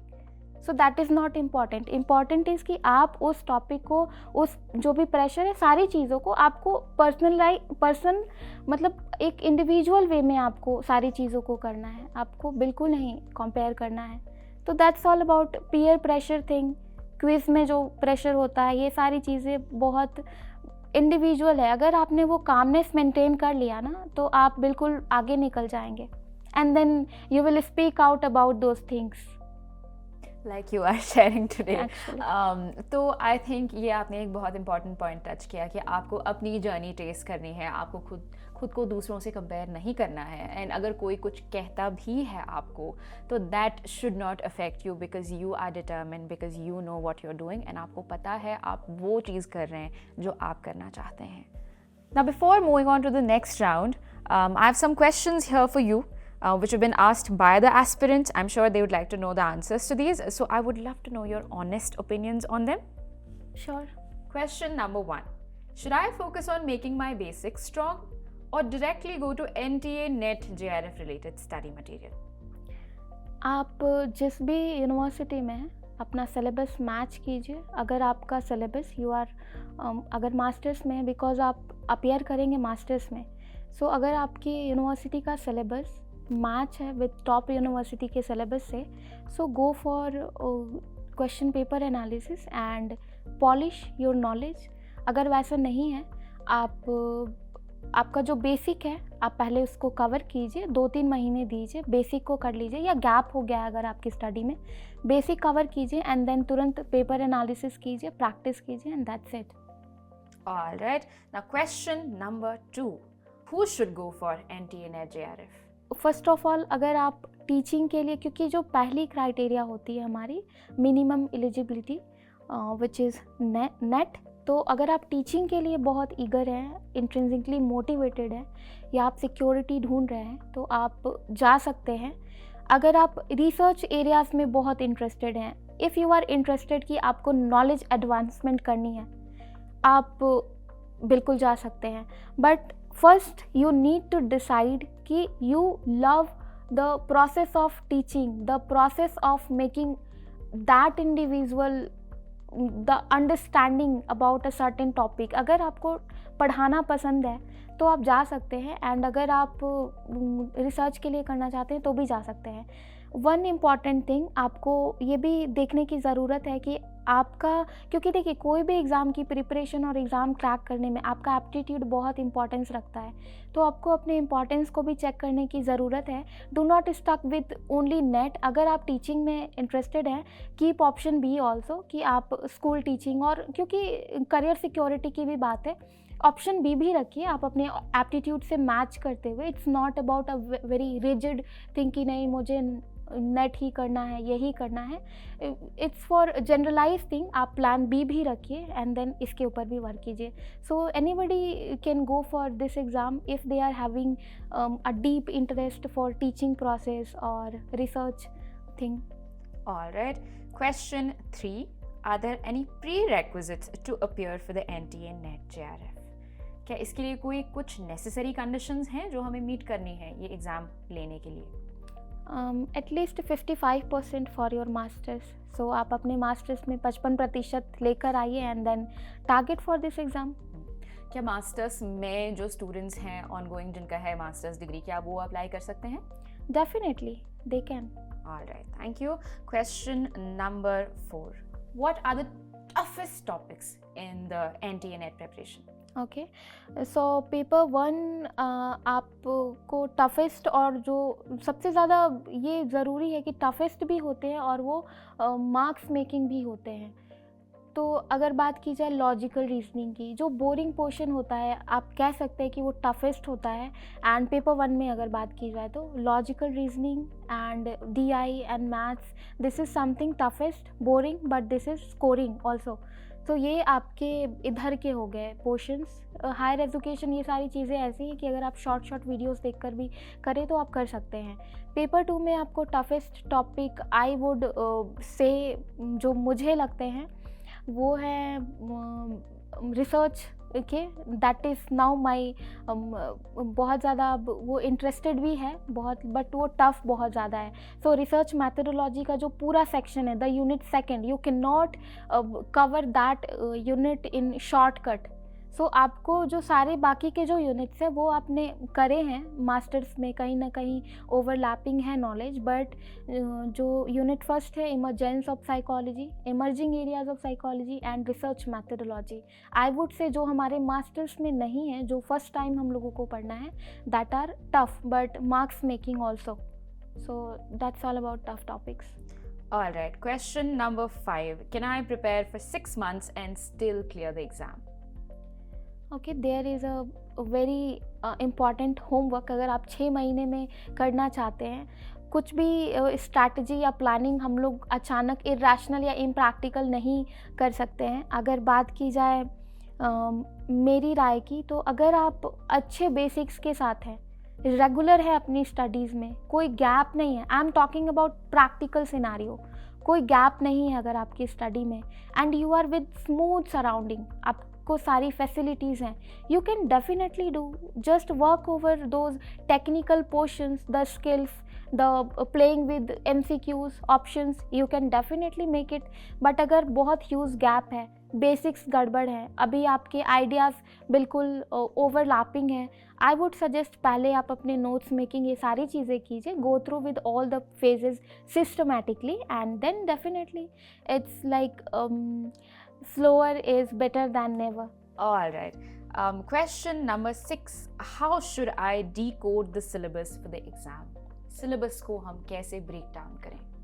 Okay, so paper 1 में आपको जो आपका easy है वो एक तरफ रख लीजिए, जो आपका टफ है वो एक तरफ रख लीजिए, एंड स्टार्ट वर्किंग। अगर ड्यूरेशन के हिसाब से आप देख लीजिए कि अगर आपके 6 महीने बचे हैं, स्टार्ट वर्किंग ओवर योर जो वीक आपके पोर्शन है आप उस पर वर्क कीजिए। अगर आपके पेपर में बहुत कम टाइम बचा हुआ है, आपका जो स्ट्रॉन्ग एरिया है उसके ऊपर फोकस कीजिए, एंड देन जो आपके वीक एरियाज़ हैं, या वो कह सकते हैं कि आप फोबिक हैं अबाउट लॉजिकल रीजनिंग या मैथ्स या कोई भी चीज़, do not touch that portion, just static जो है DI वगैरह उसको आप कवर कीजिए। एंड ये आपका पेपर 1 के रिगार्डिंग है, कैसे आपको ब्रेक डाउन करना है। सो ब्रेक डाउन जो आपको आता है और जो आपको नहीं आता है, do not go with sequential वाली बीमारी कि आप बिल्कुल फर्स्ट करेंगे, सेकंड करेंगे, देन थर्ड करेंगे। Try to analyse the corners जहाँ से एजेंसी क्वेश्चंस पुट कर रही है, एंड देन आप अपनी जो स्टडी है उसको उसके हिसाब से फ्रेम करके उस तरफ प्रोजेक्ट कीजिए अपने एफर्ट्स को। एंड अगर पेपर 2 की बात की जाए तो आपको एक काम सबसे पहले कर लेना है, इमर्जिंग और जो इमरजेंस एरियाज़ हैं उनको एक सेक्शन में डाल दीजिए, उनको आपको थ्रू आउट बिल्कुल करना है अपनी जर्नी में। और बाकी के जो यूनिट्स हैं, मेमोरी, अटेंशन, इंटेलिजेंस, ये सारी चीज़ें जो मास्टर्स से मिलते जुलते हैं उनको एक सेक्शन में रखिए, क्योंकि वो आप सालों से पढ़ते आ रहे हैं, उनको एक सेक्शन में रखिए। एंड जो आपकी रिसर्च मैथडोलॉजी है, आई वुड सजेस्ट कि आप 3 सेक्शन रखिए, फर्स्ट एंड लास्ट यूनिट एक सेक्शन, जो आपके मास्टर्स के साथ मैचिंग है उनको एक तरफ रख लीजिए, एंड जो आपके रिसर्च है दैट इज़ मेन की रिसर्च मैथडोलॉजी सेक्शन उसको एक तरफ रखिए। एंड सबसे ज़्यादा आपको फोकस रिसर्च मैथडोलॉजी, जो पैराग्राफ्स सॉल्यूशन आता है, कैसे ड्रॉ करते हैं पैराग्राफ, कैसे सारी चीज़ों को करते हैं, आप वैसे ब्रेक डाउन कीजिए as per your comfort. But जो मुझे लगता है कि साइंटिफिक वे होगा कि एक 1 by 1 प्रोसेस करने के लिए, एक सिलेबस को अच्छे से ग्रैब करने के लिए, that's a good way I can से कि आप ऐसे ब्रेक डाउन कर सकते हैं।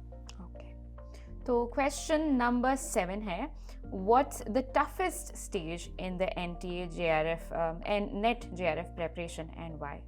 I guess the toughest phase is when you start analyzing the syllabus। जब आप डिसाइड करते हैं कि आपको ये एग्ज़ाम को टारगेट करना है, एंड देन आप जब वो सिलेबस निकालते हैं, देखिए बीच का जो फेज़ होता है उस टाइम आपको पता है दैट आज ये टॉपिक किया है, कल नेक्स्ट टॉपिक करना है। बट जो स्टार्टिंग का फेज़ होता है, व्हेन यू आर अनक्लियर, वेग अबाउट प्लानिंग, आपको नहीं पता है कि आपको कैसे स्टार्ट करना है, क्या रिसोर्सेज हैं, कौन सा फ्रेम है, मुझे कितना आता है, कौन कौन से क्वेश्चंस अटेम्प्ट करने हैं, तो सबसे ज़्यादा टफेस्ट फेज़ इनिशियल फेज़ ही होता है, जहाँ हम लोग फिर सोचने लगते हैं कि दूसरा ऑप्शन भी ऑप्ट कर सकते हैं क्या। जहाँ जब आप एक बार क्लैरिटी गेन कर लेते हैं, जब भी आप कि जो क्लासेस रन सारी चीज़ें हो जाती हैं, वो टफ़ नहीं होता है, रिवीजन ये सारी चीज़ें हो जाती हैं, बिकॉज यू नो कि अब आपने 6 महीने इन्वेस्ट कर दिए हैं।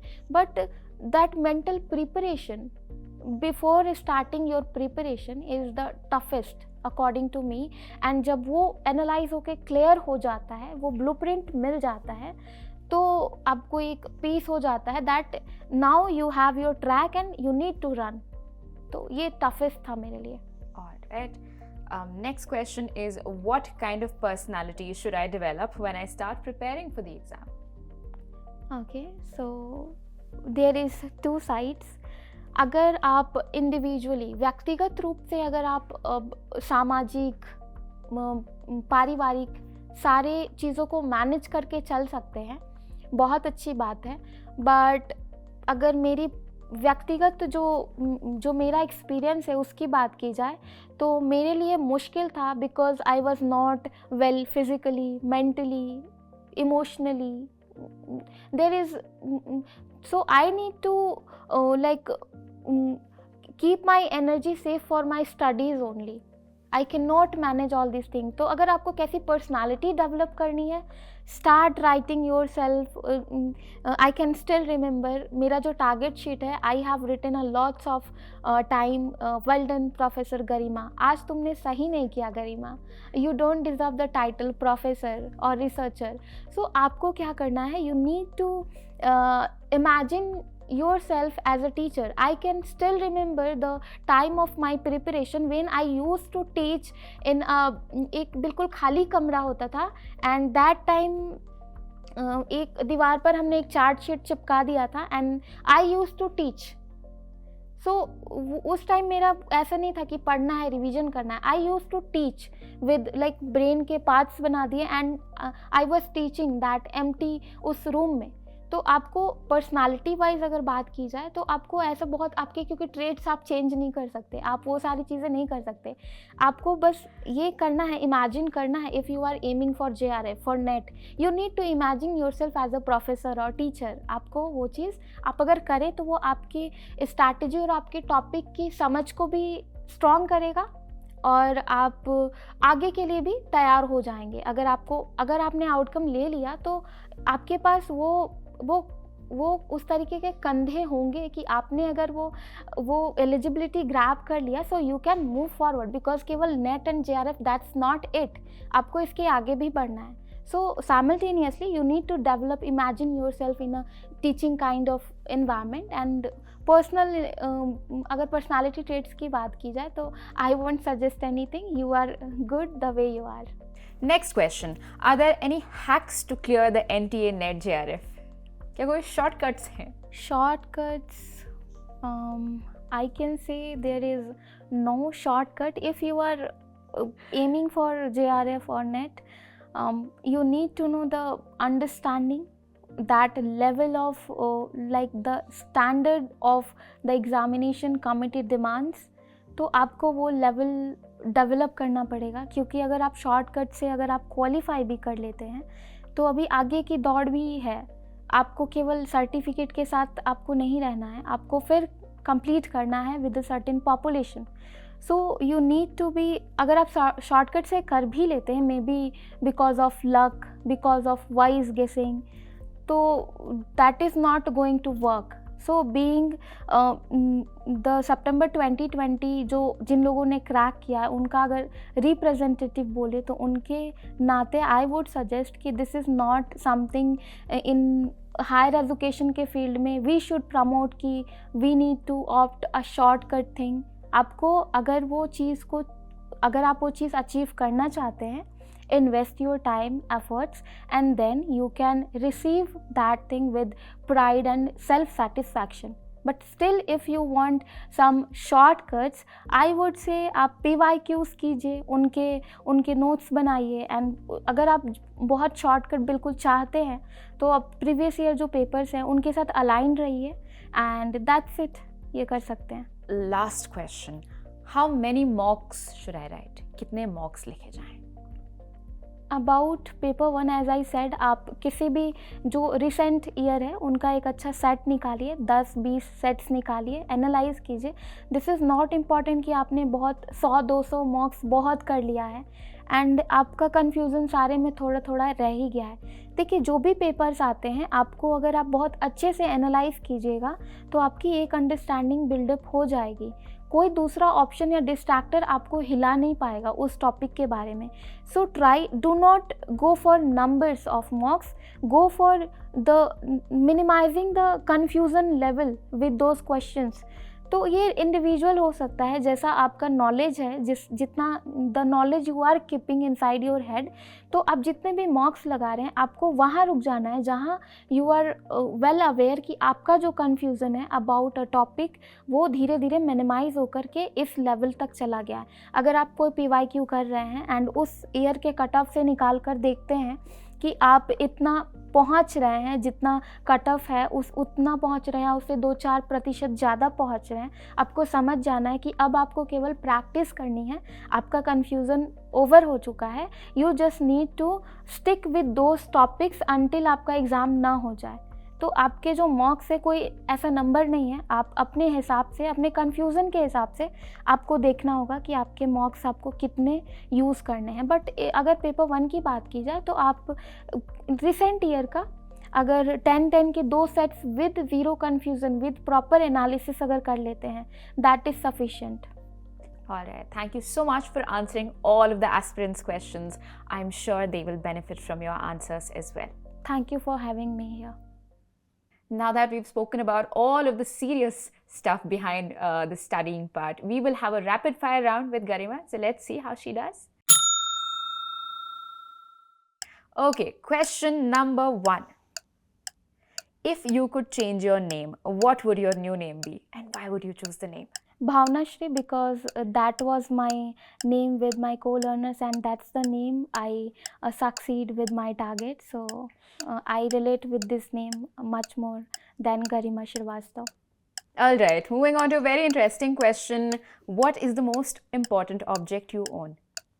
My teeny pocket diary, that is simply the things which I like, dislike, or any poem I love to write. So Alright. I write in that. Can you show it to us? Yeah, sure. Okay, you have it with you? I keep Please this show us. always with me. This is the diary. Okay, that's definitely tiny. That's definitely Yeah, tiny. sure. All right, thank you. What is something most people do easily but you find really difficult? I think making new friends or interacting with people with so much confidence, and I feel very much difficulty in making friends or going in social gatherings. I love reading books and writing poems, observing people, but I feel very difficult when it comes to go and talk to that person and make new friends. That is very difficult for me. Next one is a really fun question. When things break, do you prefer to fix them or replace them? I think I prefer fix them because अगर कोई ऐसी चीज़ टूट गई है, this is very old and close to me, I do not want to replace. And about replacing anything or person, I generally do not prefer because that is very much difficult for me. I establish a lots of emotion, either an object or person. So I will try to fix that. Ah, one last question. What is your dream job and what would make it amazing? My dream job is being a lecturer for sure, but I definitely want to some advancement in Indian psychology, in the field of Indian psychology with my research outcomes. So I definitely want to work for the advancement of knowledge, and I can say very proudly that I am going to pursue my dream job or dream role, I can say. So that's the thing what I wanted and I did. So this is my dream job and I'm living it. Thank you so much for such a good job today, Garima. Thank you for answering all of our questions beautifully. So little token of appreciation from Unacademy for you. Thank you so much for having me here as well. Yeah, it's been wonderful. I'm sure students will take back so much, and it's been great to interact with you and know your really inspiring story. For me as well. Thank you for having me to the show. It was so pleasurable for me as well. All right, wonderful. Now that you've been here, I would love for you to share how your experience has been. And this is a lovely piece of memory recorded in my teeny diary and my mind as well. And it is so nice to have such lovely day. तो हमारे पास एक tradition है where you must share the name of another topper who you would like to see here do the show. Definitely one of my co-learner from same batch, same year, Ashwini Patil. So Alright. I would like to take her name. All right. Yeah. We will see Ashwini hopefully really soon here. So thank you so much, Garima, Bhavna, for being with us on Chamomile Tea with Toppers. It's been absolutely wonderful to talk to you. Thank you so much. This was very lovely for me as well. Thank you so much for having me to the show. तो दोस्तों ये रही गरिमा श्रीवास्तव की journey, जिन्होंने बहुत सारे struggles के साथ डील करके टॉप किया है exam. I hope to see so many of you here as well in the future in this very seat. Until then, keep studying, keep working hard, keep watching. If you liked the video, please like, share and subscribe. Until then, remember, let's crack it.